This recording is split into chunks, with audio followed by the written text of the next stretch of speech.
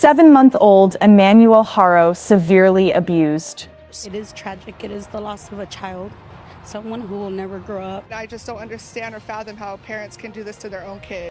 Tonight, we confront one of the darkest and most painful revelations yet in the Emmanuel Haro case.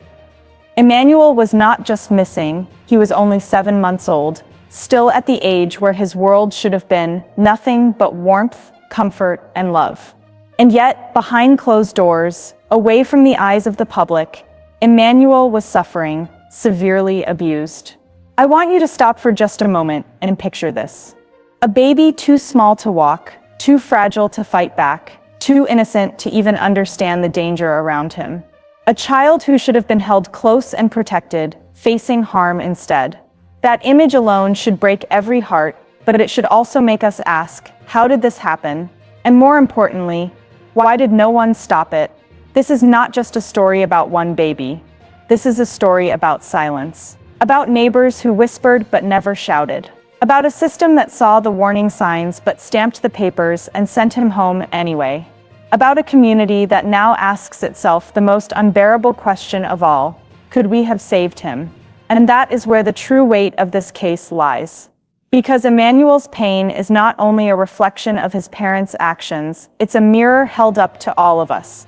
A mirror showing us how easily children can fall through the cracks when we choose comfort over confrontation, or when institutions choose procedure over protection. So stay with me, because over the next few moments, we are going to pull apart every detail. The injuries Emmanuel endured, the contradictions in his parents' stories, the failures of those who were supposed to safeguard his life, and the haunting truth of what happens when a society looks away from its most vulnerable. By the end, you'll see this case for what it truly is, not just a tragedy, but a test. A test of whether we are willing to speak for a baby who no longer can. A test of whether we are willing to demand justice, not just in Emmanuel's name, but for every child who suffers in silence. But before we dive into this, kindly subscribe to our channel if you believe in fighting for justice. Because every view, every comment, every subscriber is a stand against silence, and a step toward justice for those who cannot fight for themselves. We've just crossed 5,000 subscribers, all because of your support, and we need that same energy to reach 6,000, then 7,000, and then 10,000. So go ahead and drop your fingerprints on that subscribe button, and definitely where you're watching from, because wherever you are, the day this vision is fulfilled, I will send my appreciation straight to you. Let's keep building this community that stands and fights for justice together. Tonight, we face one of the most gut-wrenching realities of the Emmanuel Haro case. A 7-month-old child, fragile, innocent, defenseless, wasn't just failed. He was abused, severely, and the evidence now emerging paints a picture that no parent, no community, no system should ever allow. Think about this for a moment. At 7 months old, a baby is still learning to sit up, still reaching out for comfort, still crying only because he has no words. His entire survival depends on the arms that hold him, the voices that soothe him, the safety of his home. And yet, in Emmanuel's case, those same arms, those same walls, became the place of his deepest pain. Now ask yourself this, and don't turn away. How did an entire world watch as Emmanuel disappeared, while behind closed doors, he was already suffering? Where were the people who should have spoken up? Where were the protections he was promised? Why is it always the most innocent, the most defenseless, who pay the price for silence? The fragility of a 7-month-old cannot be overstated. His skin bruises at the slightest pressure. His cries are his only defense. And yet someone close inflicted harm. To abuse a baby this young is not just cruelty, it is the ultimate betrayal of trust. It is proof that evil does not always wear a mask. It sometimes hides in plain sight, inside the very place a child should feel most safe. And here is the line we cannot ignore. Emmanuel's suffering did not happen in a vacuum. It happened because of failures at every level. It happened because neighbors dismissed cries in the night. Because family members stayed quiet when something felt wrong. Because the system designed to protect folded under the weight of its own indifference. So stay with me, because this isn't just Emmanuel's story. This is a mirror held up to every community that looks the other way. This is about a system that collapses when children need it most, And it is about a baby whose voice was silenced, but whose pain should now speak louder than ever before. To understand how we reached this heartbreaking point, we need to go back. Back to the day Emmanuel Haro disappeared. A day when panic spread across his neighborhood, when search teams combed through fields and families clutched their children a little tighter. Emmanuel was just 7 months old, tiny, fragile, dependent, and yet he was suddenly gone. From the very beginning, the spotlight turned toward those closest to him, his parents. Scrutiny mounted quickly, as it always does. Their stories didn't line up.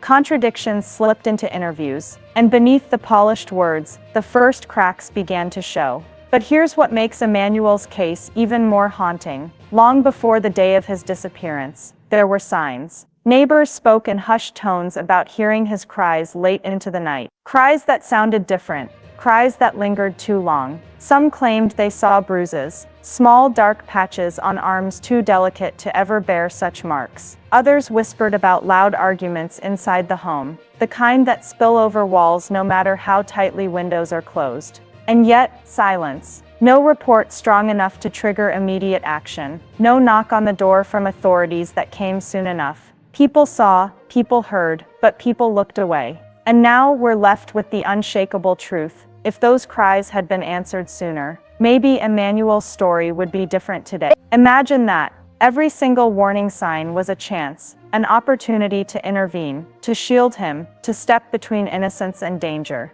But those chances slipped by, one after another, like sand through desperate fingers. And with each missed moment, Emmanuel was left a little more vulnerable.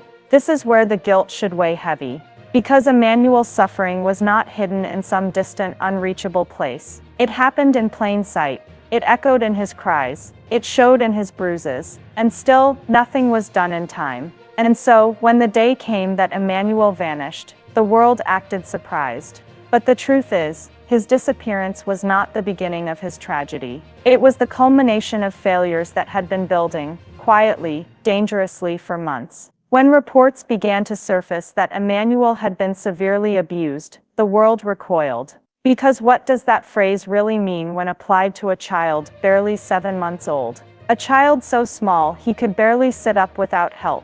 A child who still needed to be held, fed, protected every moment of the day. And yet, instead of protection, he was exposed to pain no child should ever know. Behind closed doors, pieces of Emmanuel's suffering began to emerge. Reports spoke of untreated injuries, tiny limbs carrying fractures that no infant could have caused on his own. Bruises that seemed to appear, fade and reappear again, telling a silent story of repeated harm. Some spoke of burns, the kind of marks that leave scars not just on skin, but on the very memory of what was done. Neglect was written into his daily life. Malnutrition, his small body showing signs that food was not being given as it should. Lack of medical care, sicknesses left untreated, discomfort left to fester. Every parent is meant to be a shield, but Emmanuel's shield was missing, replaced with silence, denial, and contradiction. Because when questions were asked, the answers were twisted. His parents, those who should have been his only defense, could not keep their stories straight. One moment they spoke of accidents, the next of misunderstanding. They shifted blame, dodged responsibility, and denied what their own child's fragile body was screaming to the world. And this is where the guilt tightens its grip. Because Emmanuel could not speak for himself. He had no words, no way to point at the pain, no way to explain the fear. His only language was his cry. A cry that should have been met with comfort, but instead was too often met with silence, or worse. Think about that. A baby whose entire world depended on the adults in his life, was instead left exposed to suffering, inflicted by those very hands. And the system, the neighbors, the community, we all missed it. We all turned away too quickly. The phrase severely abused is not just a clinical label, it's a mirror forcing us to confront what Emmanuel endured, and asking the hardest question of all, how could this happen, in plain sight, and still be allowed to continue? When we talk about Emmanuel's suffering, it is easy to point at his parents and stop there, but the truth is far heavier, far more damning. Because Emmanuel was not just failed by a home, he was failed by an entire system built to protect children like him. There were warnings, subtle, but there. Doctors who noticed bruises that did not match the explanations they were given. Neighbors who whispered about late-night arguments, about hearing Emmanuel cry for hours without comfort. Perhaps even social workers who filed reports, only to see those reports buried beneath paperwork, lost in the shuffle of an overloaded system. Child Protective Services, the very agency designed to be Emmanuel's safety net, became instead the net that slipped and tore. Did caseworkers visit? Yes. Did they ask questions? Yes. But after every visit, Emmanuel was sent right back to the very environment that was destroying him. And then there's the law enforcement response. Each call, each concern, was treated like just another item on a long list. A welfare check here, a quick report there, and then the boxes were ticked. No immediate danger, case closed. But those boxes were not paper. They were Emmanuel's life. Every stamp, every signature, every closed file, was another nail sealing him into a fate no child deserves. We must ask ourselves, how many opportunities were missed? How many times could anyone have intervened and pulled Emmanuel out of danger? And here's the guilt that gnaws at the heart of this case. It wasn't just his parents who failed him. It wasn't just a broken home. It was every adult who had a chance to step in, but looked away. Every official who said not enough evidence. Every worker who sighed, closed the folder, and walked to the next case. Emmanuel was not invisible. He was seen. He was heard. And still he was abandoned by a system that should have been his lifeline. And so the question remains, how many children like Emmanuel are out there tonight, crying behind closed doors, waiting for someone to act, while a system stamps its approval and sends them back into harm's way? When the doors of the courtroom opened, the world expected clarity, accountability, and perhaps justice for Emmanuel Haro. But what unfolded was something far more unsettling, because behind those walls, the evidence presented painted a portrait of unimaginable suffering. Medical records revealed the truth. Emmanuel's tiny body carried records that showed untreated fractures, bones that had been broken and left to mend on their own. Doctors testified about bruises in patterns that no accident could explain. And the most chilling of all, injuries that specialists confirmed could only come from force, from deliberate harm, inflicted on a baby who couldn't even form words to call for help. And yet, despite this mountain of pain documented on paper, the courtroom echoed with a decision that shocked the public. One parent was released, walked out, set free, as if Emmanuel's cries, Emmanuel's wounds, Emmanuel's suffering were not enough to hold them accountable. How can this be? How can the justice system, faced with testimony after testimony, allow a parent linked to such cruelty to walk back into the world? The contradictions in their stories, the silence when asked the hard questions, the blame shifting, it was all there. And still the gavel came down, not in Emmanuel's favor, but in the favor of an adult who should have protected him. Inside the courtroom, gasps filled the air. Mothers wept. Fathers shook their heads in disbelief. And outside those doors, the anger only grew. Protesters gathered, holding Emmanuel's name on their signs, demanding answers. Social media erupted with outrage. How do you release someone when a baby was clearly tortured? And here's where the guilt strikes deep. Because every parent who watched this ruling knew this could have been their child. Every citizen who walked past the courthouse steps knew justice isn't just blind. Sometimes it turns away. A 7-month-old endured more pain than most adults will ever know. And instead of iron bars protecting his memory, one of the very people tied to that pain was handed freedom. And so we ask, what message does that send? To every abuser watching, to every vulnerable child hidden behind closed doors tonight. The system spoke, but did it speak for Emmanuel, or against him? In the quiet streets where Emmanuel once lived, people are starting to remember things they wish they hadn't ignored. They remember the nights when his faint cries pierced the silence, cries too sharp, too desperate, to be mistaken for ordinary fussing. They remember glimpses through the window, a small figure with a bruise across his cheek, or a limpness in his body that no healthy baby should carry. Neighbors whisper now, confessing to each other what they kept tucked away back then. I thought something was wrong. I should have called again. I should have knocked on that door. And the weight of those regrets hangs heavy, because deep down, they know those tiny warning signs were Emmanuel's only voice. and their silence helped bury it. One neighbor admits they heard shouting, loud arguments between adults, and then moments later, a baby's cry that stretched on far too long. Another recalls seeing Emmanuel in a stroller with marks on his arm, brushed off as just a fall. They wanted to believe it. They wanted to look away, because speaking up meant confrontation, involvement, risk. And now, all that's left is guilt. Because silence in cases of abuse is never neutral, it is deadly. Every moment of hesitation, every decision to stay quiet, every excuse of maybe it's nothing stacked up until Emmanuel had no shield left. He was surrounded by eyes that saw, ears that heard, but mouths that stayed closed. Today, many in that community are haunted. Haunted by the thought that if they had knocked one more time, if they had made one more call, if they had refused to be bystanders, Emmanuel's story might not have ended in tragedy. And here is the truth no one wants to face. Emmanuel wasn't only failed by his parents. He was failed by an entire neighborhood that let whispers replace action. And now those whispers are all that remain.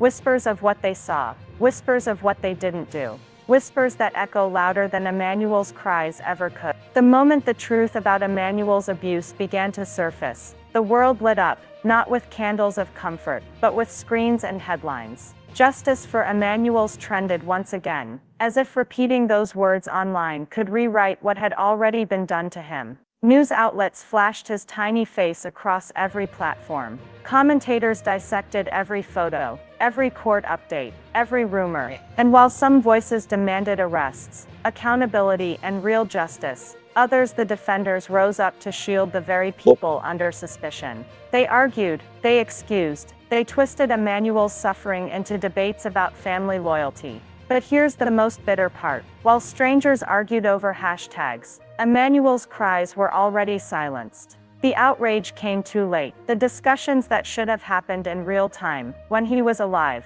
were replaced with digital outrage only after his suffering was exposed. And in the chaos of the online storm, his story was torn apart. Some turned it into conspiracy theories, searching for scandal rather than truth. Others used Emmanuel's name for clicks, likes, and shares, forgetting that behind this case was a baby who once reached for comfort and received pain instead. The guilt, then, doesn't just belong to the parents. It doesn't just belong to the neighbors or the official. It belongs to all of us who scroll past stories like Emmanuel's until the tragedy becomes too big to ignore. It belongs to a society that waits until hashtags trend before it demands justice. Because while the world was busy debating, Emmanuel was busy suffering, and every second of that delay cost him a chance at safety. So when we see justice for Emmanuel splashed across headlines, we must ask ourselves, why did it take his abuse becoming public before we cared?